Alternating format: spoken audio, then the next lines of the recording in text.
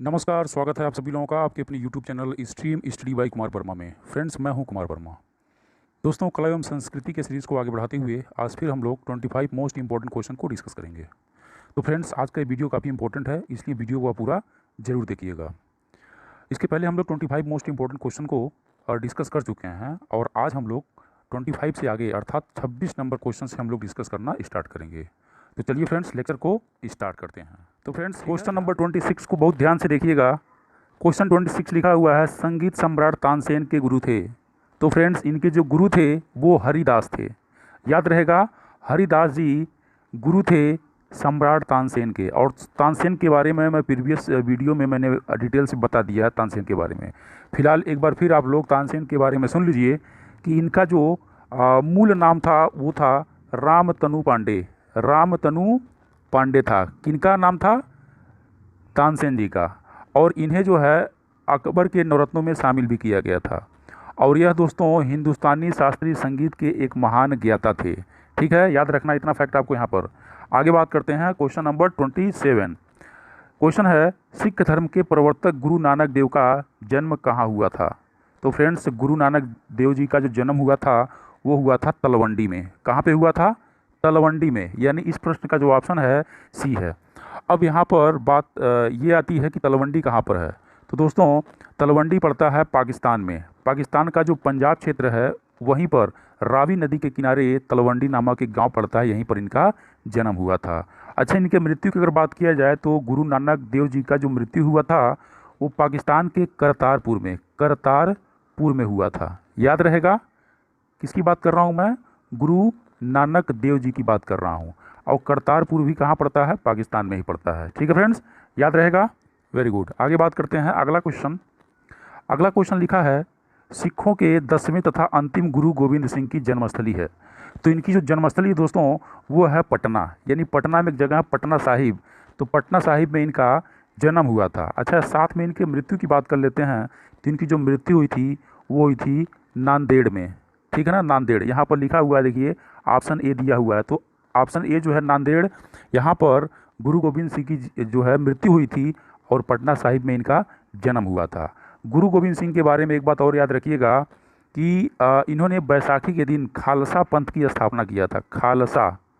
खालसा पंथ का क्या किया था? स्थापना किया था। कौन किया था? गुरु गोविंद सिंह ने किया था। ठीक है ना, याद रहेगा। और जो गुरु गोविंद सिंह थे, इनके पिताजी का नाम गुरु तेग बहादुर था। कौन था? गुरु तेग बहादुर। गुरु तेग बहादुर यहाँ मैं लिख दिया हूँ। और गुरु तेग बहादुर के बारे में फैक्ट ये है कि ये सिखों के 9वें गुरु थे। कौनवें गुरु थे? 9वें गुरु थे। याद रहेगा। ठीक है, आगे बात करते हैं। अगला क्वेश्चन लिखा है फ्रेंड्स, इस्लाम धर्म के प्रवर्तक पैगंबर मोहम्मद का जन्म कहाँ हुआ था? तो पैगंबर मोहम्मद के बारे में बता चुका हूँ प्रीवियस वीडियो में, वहाँ पर जाकर के डिटेल से आप देख लीजिएगा। फिलहाल इस प्रश्न का जो आंसर है वो मक्का है। मक्का में इनका जन्म हुआ था और मदीना में इनकी क्या हुई थी? मृत्यु हुई थी। ठीक है, याद रहेगा। ठीक है, आगे बात करते हैं। अगला क्वेश्चन लिखा है, बौद्ध धर्म के प्रवर्तक गौतम बुद्ध की जन्मस्थली है। अब गौतम बुद्ध के बारे में यहाँ पर जानकारी आपको लेनी है। तो गौतम बुद्ध के बारे में आपको जानकारी पता होगी दोस्तों। फिलहाल इस प्रश्न का जो आंसर आपको पता होगा लुम्बिनी है। ठीक है ना, लुम्बिनी गौतम बुद्ध का जन्म स्थान है। इनके बारे में कुछ फैक्ट बता रहा हूँ, ध्यान से सुनिएगा दोस्तों। 29 वर्ष की अवस्था में, जब 29 वर्ष की इनकी आयु हुई थी, तो इसी दौरान यह गृह त्याग दिए थे। और गृह त्याग की जो घटना थी उसे महाभिनिष्क्रमण के नाम से जाना जाता है। महाभिनिष्क्रमण, भिनिष्क्रमण। ठीक है ना, तो महाभिनिष्क्रमण की घटना का मतलब होता है गृह त्याग की घटना। और दोस्तों, सारनाथ में जब ये प्रथम उपदेश दिए थे, सारनाथ का मतलब ये हुआ कि वाराणसी में पड़ता है सारनाथ, और सारनाथ में एक जगह है, नाम है ऋषिपत्तनम। तो ऋषिपत्तनम में इन्होंने सबसे पहले उपदेश दिया था ज्ञान पाने के बाद। तो जो प्रथम उपदेश की घटना है इसे कहा जाता है धर्म चक्र प्रवर्तन। क्या कहा जाता है? धर्म चक्र प्रवर्तन कहा जाता है। ठीक है ना, किस घटना को? जब सारनाथ में गौतम बुद्ध ने प्रथम उपदेश दिया था उसी घटना को। और सर्वाधिक उपदेश कहाँ दिया था? तो श्रावस्ती में दिया था, श्रावस्ती में। याद रहेगा। ठीक है, आगे बात करते हैं दोस्तों। अगला क्वेश्चन नंबर 31 को ध्यान से देखिएगा। आदि शंकराचार्य का जन्म कहाँ हुआ था? तो आदि शंकराचार्य के जन्म के बारे में बात कर रहा है। तो दोस्तों जन्म हुआ था कलादी में, और कलादी पड़ता है फ्रेंड्स केरल राज्य में, ठीक है ना, केरल राज्य में पड़ता है। तो केरल राज्य में एक गांव है, नाम है कलादी, यहीं पर आदि शंकराचार्य जी का जन्म हुआ था। इनके बारे में कुछ फैक्ट मैं बता रहा हूँ, आप उसे नोट डाउन कर लीजिएगा। दोस्तों भारत के यह एक महान दार्शनिक के साथ साथ एक धर्म प्रवर्तक थे, ठीक है ना, और इन्होंने हिंदू धर्म के प्रचार में बहुत ज़्यादा योगदान दिए थे, यानी हिंदू धर्म के प्रचारक भी रहे हैं ये। और हिंदू धार्मिक मान्यता के अनुसार ऐसा माना जाता है कि भगवान शंकर का अवतार के रूप में इन्होंने जन्म लिया था, ठीक है ना। किसके अनुसार? हिंदू धार्मिक मान्यता के अनुसार इनको भगवान शंकर का अवतार माना जाता है, ठीक है फ्रेंड्स, याद रहेगा। वेरी गुड, आगे बात करते हैं। क्वेश्चन नंबर 32 ध्यान से देखिएगा। लिखा है कौन सा स्थान गौतम बुद्ध से संबंध नहीं है। तो गौतम बुद्ध के बारे में अगर बात किया जाए, सारनाथ का अगर बात किया जाए दोस्तों, तो सारनाथ वो जगह है जहाँ पर गौतम बुद्ध ने पहली बार उपदेश दिया था, प्रथम उपदेश दिया था। और बोध गया की बात किया जाए तो बोध गया वो स्थान था जहाँ पर 35 वर्ष की आयु में बुद्ध जी को ज्ञान की प्राप्ति हुई थी, निरंजना नदी के तट पर, ठीक है ना। और कुशीनगर की बात किया जाए तो कुशीनगर में इनका मृत्यु हुआ था, यानी महापरिनिर्वाण की घटना कुशीनगर में घटित हुई थी, ठीक है ना। मृत्यु की घटना को महापरिनिर्वाण कहा जाता है। और पावापुरी इससे संबंधित नहीं है, ठीक है ना, ये महावीर स्वामी से संबंधित है। तो फिलहाल इस प्रश्न का जो आंसर है कौन सा है? डी है। तो पावापुरी गौतम बुद्ध से संबंधित नहीं है, ठीक है। आगे बात करते हैं। अगला क्वेश्चन है महात्मा बुद्ध ने अपना प्रथम धर्म चक्र प्रवर्तन किस स्थान पर दिया। तो भी मैंने बताया है कि पहला इन्होंने जो उपदेश दिया है, प्रथम उपदेश देने की जो घटना है उसी को बोला जाता है धर्म चक्र प्रवर्तन, और ये दिया था वाराणसी में, सारनाथ में, ठीक है ना। तो इस प्रश्न का जो आंसर क्या होगा? बी होगा। और सारनाथ में कहाँ दिया था? तो सारनाथ में दिया था इन्होंने ऋषिपतनम में, ऋषिपतनम में दिया था, ठीक है ना, पहला उपदेश, ठीक है फ्रेंड्स, याद रहेगा। वेरी गुड, आगे बात करते हैं। अगला क्वेश्चन देखिएगा दोस्तों। क्वेश्चन लिखा है क्वेश्चन नंबर 34, ईसा मसीह का जन्म स्थान कहाँ हुआ था। मतलब क्वेश्चन पूछने का आशय यहाँ पर यह है कि ईसा मसीह का जन्म कहाँ हुआ था, ठीक है ना। ईसा मसीह का जन्म कहाँ हुआ था आपको बताना है। 34 क्वेश्चन, सोचिए और बताइए। तो फिलहाल दोस्तों चलिए कोई बात नहीं, मैं यहाँ बता दे रहा हूँ आपको। 34 क्वेश्चन का जो आंसर है वो बेथलहेम में है, अर्थात ईसा मसीह का जो जन्म हुआ था वो कहाँ हुआ था? बेथलहेम में हुआ था, ठीक है फ्रेंड्स, बेथलहेम। ईसा मसीह के बारे में कुछ फैक्ट बता रहा हूँ। ऐसा माना जाता है कि शायद इनका जन्म जो है 6 BC में हुआ था, संभवतः, यह सत्य नहीं है, कोई एविडेंस इसका नहीं मिल पाया है कि इनका कब जन्म हुआ है, लेकिन 6 BC माना जाता है, इसलिए यहाँ पर मैंने संभवतः बोला है। अब ईसा मसीह के बारे में कुछ और फैक्ट बता रहा हूँ दोस्तों। ईसा मसीह के बारे में सुनिएगा ध्यान से। ईसाई धर्म के जो प्रवर्तक हैं वो कौन है? ईसा मसीह को माना जाता है। इन्हें फ्रेंड्स जीसस क्राइस्ट भी कहा जाता है, जीसस क्राइस्ट, ठीक है ना। तो इन्हें जीसस क्राइस्ट के नाम से भी जाना जाता है। अब एक है ये ग्रंथ है दोस्तों, नाम है बाइबिल। क्या नाम है? बाइबिल। तो दोस्तों ये बाइबिल जो है ईसाइयों का एक पवित्र धर्म ग्रंथ है, ठीक है ना। इनका है ईसाइयों का, याद रहेगा। कुछ फैक्ट और आपको यहाँ पे याद रखना है दोस्तों। अगर इस दुनिया में बात किया जाए कि पूरे अर्थ पर यानी पूरे पृथ्वी पर सबसे ज़्यादा किस धर्म को मानने वाले लोग हैं, तो सबसे ज़्यादा दोस्तों जो मानने वाले लोग हैं वो हैं ईसाई धर्म को, ठीक है ना। ईसाई धर्म को मानने वाले सर्वाधिक हैं, और लगभग टोटल विश्व की जनसंख्या का लगभग 32% लोग जो है ईसाई धर्म को मानते हैं। और दूसरे नंबर पर जो नाम आता है वो है इस्लाम धर्म का, ठीक है ना, यानी इस्लाम धर्म को मानने वाले दूसरे स्थान पर लोग हैं। लगभग 24% के आसपास विश्व की जनसंख्या जो है ईसाई धर्म को मानती है। और तीसरे नंबर पर आता है हिंदू धर्म, ठीक है ना, तीसरे नंबर पर आता है हिंदू धर्म। याद रखिएगा, सर्वाधिक इस दुनिया में सबसे ज़्यादा जो है मानने वाले जो व्यक्ति हैं ईसाई धर्म को मानने वाले हैं, पूरे वर्ल्ड की मैं बात कर रहा हूँ। और तीसरे नंबर पर आता है हिंदू, दूसरे नंबर पर आता है इस्लाम, और चौथे नंबर पर अगर बात किया जाए तो आता है बौद्ध धर्म, ठीक है ना। बौद्ध धर्म आता है चौथे नंबर पर, याद रखिएगा भैया, भूलना नहीं है, ठीक है, याद रहेगा। Very good. क्वेश्चन नंबर आगे देखिए, अगला क्वेश्चन नंबर अगला यानी 35 क्वेश्चन देखिएगा दोस्तों। मगहर नामक स्थान किस महापुरुष से संबंधित है। तो मगहर की बात किया जाए दोस्तों तो एक कबीर से संबंधित है। क्यों? क्योंकि कबीर जी की जो मृत्यु हुई थी दोस्तों, वो मृत्यु हुई थी कहाँ पर? मगहर में हुई थी। ठीक है ना। इनका जन्म जो हुआ था वो काशी में हुआ था। वाराणसी में पड़ता है काशी, और मगहर पड़ता है संत कबीर नगर में। ठीक है फ्रेंड्स, कुछ फैक्ट और मैं यहाँ पे बता दे रहा हूँ। जैसे यहाँ पर बुद्ध के बारे में कुछ बता दे रहा हूँ। कबीर के बारे में मैंने यहाँ पर फैक्ट बता दिया है। फिलहाल इस प्रश्न का जो आंसर है कबीर है। फिलहाल बुद्ध के बारे में भी आप सुन लीजिए। बुद्ध जी का जो जन्म हुआ है वो लुम्बिनी में हुआ है, और इनकी मृत्यु कहाँ हुई है? कुशीनगर में हुई है। महावीर स्वामी के बारे में सुन लीजिए। इनका जो जन्म हुआ था वो हुआ था कुंडल ग्राम में। क्या बोला? कुंडल ग्राम। और मृत्यु कहाँ हुई थी?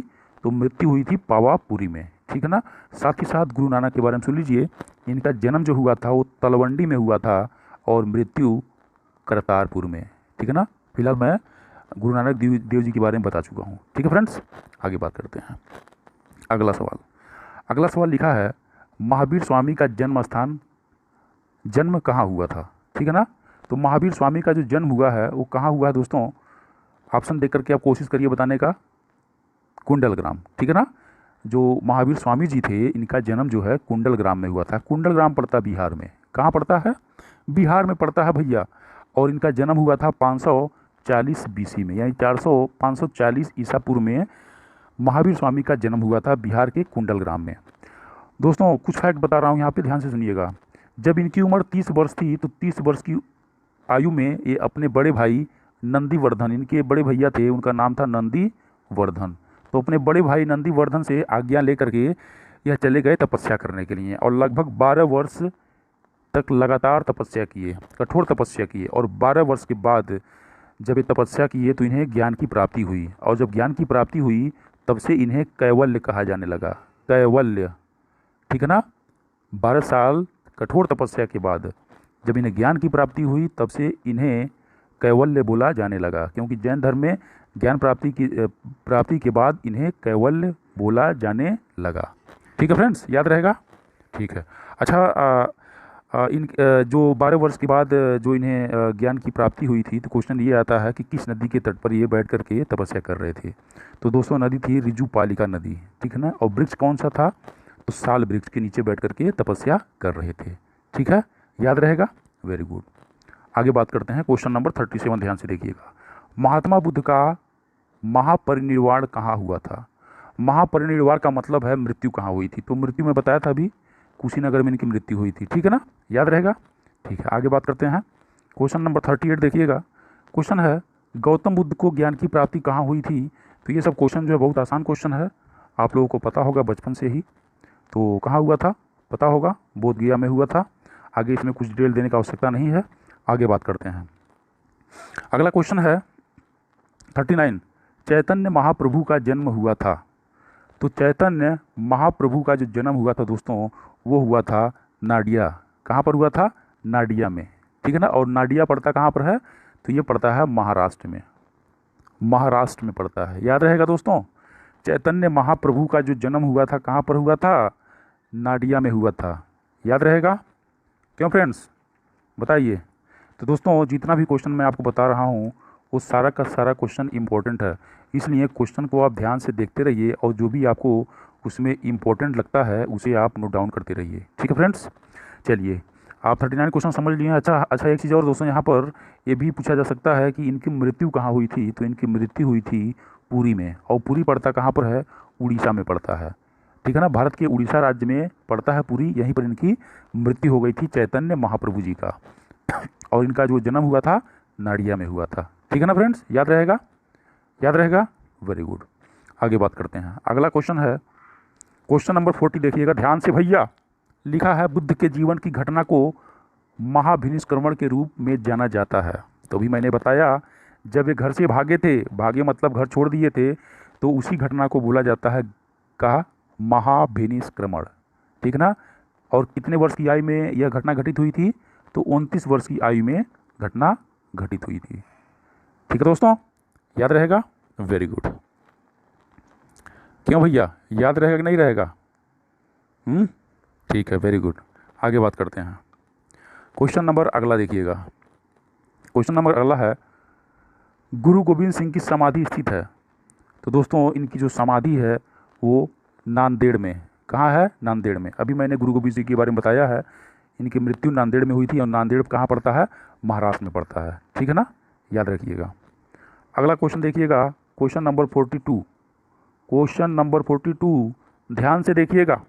महावीर जैन की मृत्यु किस नगर में हुई थी? तो जैन की मृत्यु के बारे में बात कर रहा है दोस्तों, तो राजगीर में पड़ता है। क्या? राजगीर में पड़ता है पावापुरी। ठीक है ना, हालांकि यहाँ पर राजगीर भी दिया हुआ है, लेकिन पावापुरी भी दिया हुआ है, तो राजगीर के अंतर्गत आता है पावापुरी, और पावापुरी में ही इनकी मृत्यु हुई थी। ठीक है ना, राजगीर की पावापुरी में। अगर पावापुरी नहीं होता तो राजगीर यहाँ पे आंसर करेक्ट हो जाता। याद रहेगा दोस्तों। कुछ फैक्ट और याद रखिएगा। इनकी जो मृत्यु हुई थी वो 72 वर्ष की आयु में हुई थी। कब हुई थी? 72 वर्ष की आयु में इनकी मृत्यु हुई थी। ठीक है ना, और कब हुई थी? तो 468 BC में इनकी मृत्यु हो गई थी। ठीक है ना, और जन्म कहाँ हुआ था? जरा सोच के बताइए। तो जन्म हुआ था कुंडल ग्राम में। ठीक है ना, याद रखिएगा। अगला क्वेश्चन देखिएगा, लिखा है सुप्रसिद्ध उर्दू शायर मिर्ज़ा गालिब कहाँ का मूल निवासी था? तो मिर्ज़ा गालिब के बारे में बता चुका हूँ कि यह एक शायर और कवि थे, जो मुग़ल वंश के आखिरी शासक थे बहादुर शाह जफ़र, उन्हीं के शासनकाल में यह एक कवि रहे हैं, दरबारी कवि रहे हैं। ठीक है ना, मिर्ज़ा साहब। और मिर्ज़ा साहब के बारे में यहाँ पूछ रहा कहाँ के मूल निवासी? तो ये मूल निवासी थे आगरा के। ठीक है ना, आगरा याद रखना है आपको। क्वेश्चन नंबर 44 देखिएगा दोस्तों, लिखा है किसकी समाधि होने के कारण नांदेड़ गुरुद्वारा सिख समुदाय के लिए पवित्र स्थल माना जाता है? तो नांदेड़ में किसका जो है समाधि है, किसकी मृत्यु हुई थी? तो हुई थी किसकी? गुरु गोविंद सिंह जी की। ठीक है ना, तो फिलहाल इस प्रश्न का जो आंसर है वो है गुरु गोविंद सिंह। ठीक है, याद रखिएगा। आगे बढ़ते हैं। अगला क्वेश्चन है, बंगाल में भक्ति आंदोलन के प्रवर्तक थे। तो दोस्तों बंगाल में जो भक्ति आंदोलन के प्रवर्तक थे वो रहे थे चैतन्य महाप्रभु जी। ठीक है ना, बंगाल में भक्ति आंदोलन के जो प्रवर्तक रहे थे वो रहे थे चैतन्य महाप्रभु जी। याद रखना, आपको रट जाना दोस्तों, इस प्रश्न का भूलना नहीं है। अगला सवाल देखिएगा भैया, लिखा है शिकागो के प्रसिद्ध विश्व धर्म सम्मेलन में भारत का प्रतिनिधित्व किसने किया था? तो भैया एक ही नाम आता है, वो आता है स्वामी विवेकानंद जी का। ठीक है ना, स्वामी विवेकानंद जी, याद रखिएगा। तो शिकागो के प्रसिद्ध विश्व धर्म सम्मेलन में भारत का जो प्रतिनिधित्व किए थे वो किए थे स्वामी विवेकानंद जी। ठीक है ना, अभी आगे और भी कुछ इनके बारे में फैक्ट आएगा, बताऊंगा। आगे देखिए, क्वेश्चन नंबर 47 को ध्यान से देखिएगा। सवाल है, लिखा है भारतीय पुनर्जागरण आंदोलन के पिता कौन थे? तो दोस्तों एक व्यक्ति है, नाम है राजा राम मोहन राय। नाम है राजा राम मोहन राय। इन्हीं को भारतीय पुनर्जागरण आंदोलन का पिता कहा जाता है। साथ में इन्हें आधुनिक भारत का जनक भी कहा जाता है। आधुनिक भारत का जनक भी कहा जाता है। ब्रह्म समाज एक है भैया, ब्रह्म समाज, तो ब्रह्म समाज के संस्थापक भी यही रहे हैं। इन्होंने समाज में फैली कुरीतियों को समाप्त करने का बड़ा प्रयास किया, और इसके लिए इन्होंने एक गवर्नर जनरल थे, नाम था लॉर्ड विलियम बेंटिक। क्या नाम बोला? Lord William Bentinck. तो इनके साथ मिल करके, इन्हीं की मदद से 1929 ईस्वी में दोस्तों सती प्रथा के खिलाफ इन्होंने एक्ट बनवाया था। एक्ट का मतलब कानून बनवाया था। कौन बनवाया था? राजा राम मोहन राय। तो यह एक कौन थे? एक समाज सुधारक थे। ठीक ना, याद रखिएगा। क्वेश्चन नंबर अगला देखिएगा, 48 क्वेश्चन लिखा है मल्लराज सस्तीपाल के महल में मृत्यु हुई थी। तो मल्लराज सस्तीपाल के महल में जो मृत्यु हुई थी दोस्तों वो हुआ था महावीर स्वामी जी का। और ये महल कहाँ पड़ता है? तो ये पड़ता है पावापुरी, यानी राजगीर में पड़ता है। राजगीर में पड़ता है। ठीक है ना, कौन पड़ता है? पावापुरी पड़ता है। ठीक है, याद रहेगा। मृत्यु के बारे में बता चुका हूँ, ध्यान से सुनिए, बताइए कितना है? कितना है मृत्यु? 468 BC। तो 468 BC में क्या हुई थी? मृत्यु हो गई थी। ठीक है, आगे बात करते हैं। क्वेश्चन नंबर 49 दोस्तों, 49 क्वेश्चन लिखा है संगीत एवं ध्रुपद गायकी तानसेन को कंठाभरण वाणी विलास की उपाधि किसने दी थी? तो कंठाभरण वाणी विलास की उपाधि देने वाला भैया एक ही शासक था, नाम था अकबर। क्या नाम था भैया? अकबर। अकबर ने ही यह जो उपाधि थी तानसेन जी को क्या किया था? दिया था, प्रदान किया था। और तानसेन जो है अकबर के नवरत्नों में से एक थे। ठीक है ना, याद रहेगा। ठीक है, आगे आज का आखिरी सवाल, क्वेश्चन नंबर 50। देखिएगा, लिखा है स्वामी विवेकानंद को विवेकानंद की उपाधि किसने प्रदान की थी? तो ये प्रदान कौन किया था भैया, कौन किया था? तो ये प्रदान किए थे दोस्तों खेतड़ी के एक महाराजा थे, नाम था अजीत सिंह। क्या नाम है? अजीत सिंह नाम है। एक खेतड़ी, ये राजस्थान में एक खेतड़ी है, ये राजस्थान में खेतड़ी है। तो खेतड़ी में ही एक शासक थे, उनका नाम था अजीत सिंह। इन्होंने ही विवेकानंद को, स्वामी विवेकानंद को विवेकानंद की क्या दी थी? उपाधि दी थी। ठीक है ना, ठीक है ना। विवेकानंद को कौन सी उपाधि दी थी? विवेकानंद की। ठीक है ना, याद रहेगा। अजीत सिंह की अगर बात किया जाए दोस्तों, तो अजीत सिंह जो है स्वामी विवेकानंद के प्रिय शिष्य ही नहीं बल्कि उनके सबसे करीबी मित्र भी रहे थे। कौन रहे थे? अजीत सिंह। ठीक ना। और स्वामी विवेकानंद को बचपन में किस नाम से बुलाया जाता था? किस नाम से? बताइए ज़रा सोच करके, मैं आपको 10 सेकंड का टाइम दे रहा हूँ, सोचिए क्या नाम है।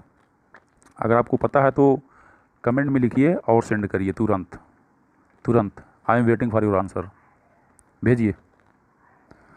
चलिए, आपका टाइम ओवर हो गया। मैं बता दे रहा हूँ, स्वामी विवेकानंद जी का जो वास्तविक नाम था बचपन का, नरेंद्र नाथ दत्त था। क्या था? नरेंद्र नाथ दत्त। ठीक है ना। नरेंद्र नाथ दत्त को ही राजा अजीत सिंह ने विवेकानंद की उपाधि दिया था। ठीक है ना।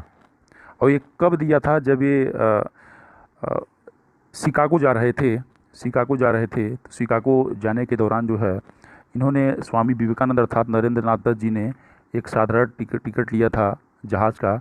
लेकिन चूंकि अजीत सिंह इनके बहुत करीबी दोस्त भी थे और ये गुरु भी मानते थे स्वामी विवेकानंद जी को, तो जाने के दौरान जो है जहाज़ का फर्स्ट क्लास का प्रथम श्रेणी का टिकट भी दिलवाए और इनको उपाधि भी दिया था विवेकानंद की। उसी दौरान जब ये शिकागो जा रहे थे, शिकागो विश्व धर्म सम्मेलन में भाग लेने के लिए, तो उसी दौरान। और शिकागो कहाँ पड़ता है? तो ये पड़ता है अमेरिका में। बता दिया, याद रहेगा। शिकागो कहाँ पड़ता है? अमेरिका में। ठीक है ना। चलिए ठीक है, इसी के साथ दोस्तों जय हिंद, जय भारत, नमस्कार। फिर मिलेंगे अगले वीडियो में।